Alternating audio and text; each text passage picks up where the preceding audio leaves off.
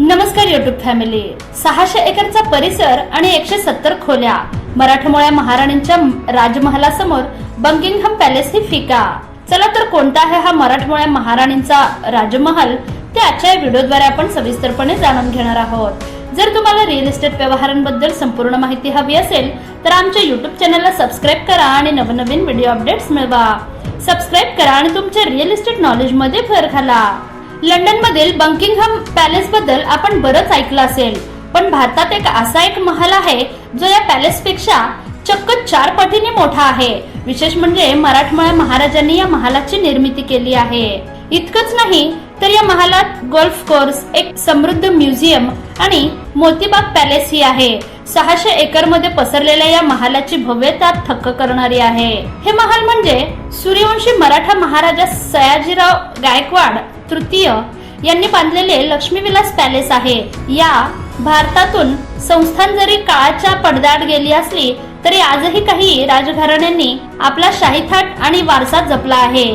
त्यापैकीच एक आहे गुजरातचं बडोदा संस्थान. याच संस्थानाच्या महाराणी राधिका राजे गायकवाड सध्या जगभरात चर्चेत आहेत. त्यांचं घर, त्यांचा वारसा आणि त्यांचं व्यक्तिमत्व एखाद्या स्वप्नवत कथेसारखं वाटतं. महाराजा सयाजीराव गायकवाड तृतीय यांनी बांधलेल्या या महालात तब्बल 170 खोल्या आहेत. महालाच्या आवारात स्वतःचं गोल्फ कोर्स, एक समृद्ध म्युझियम आणि मोतीबाग पॅलेस आहे. आजही हे गायकवाड कुटुंबाचं खासगी निवासस्थान असलं तरीही यातील काही भाग पर्यटकांना पाहण्यासाठी खुला ठेवण्यात आला आहे. महाराणी राधिका राजे या केवळ राजवाड्याच्या भिंतीआड राहणाऱ्या राणी नाहीत. राजघराण्यात येण्यापूर्वी त्यांनी आपल्या कर्तृत्वाने स्वतःची ओळख निर्माण केली होती. त्यांनी दिल्लीच्या प्रतिष्ठित लेडी श्रीराम कॉलेज मधून भारतीय इतिहासात पदव्युत्तर पदवी घेतली आहे.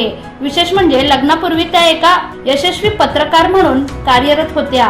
त्यांच्या पत्रकारितेच्या अनुभवामुळेच त्यांना समाज आणि सर्वसामान्यांच्या प्रश्नांची उत्तम जाण आहे. 2002 मध्ये राधिका राजे आणि महाराज समरजितसिंह गायकवाड यांचा शाही विवाह सोहळा पार पडला. 2012 मध्ये एका पारंपरिक विधीनंतर समरजितसिंह यांना बडोद्याचा मुकुट सोपवण्यात आला.